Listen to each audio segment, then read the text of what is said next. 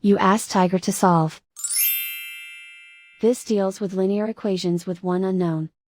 The final result is a equals 1/3. Let's solve it step by step.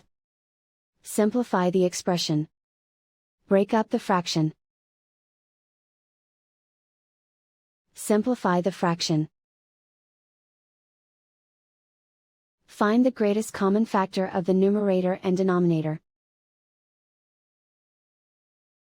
Factor out and cancel the greatest common factor. Group all constants on the right side of the equation. Add 1 to both sides. Simplify the arithmetic.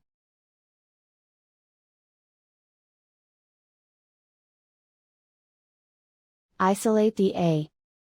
Divide both sides by 3.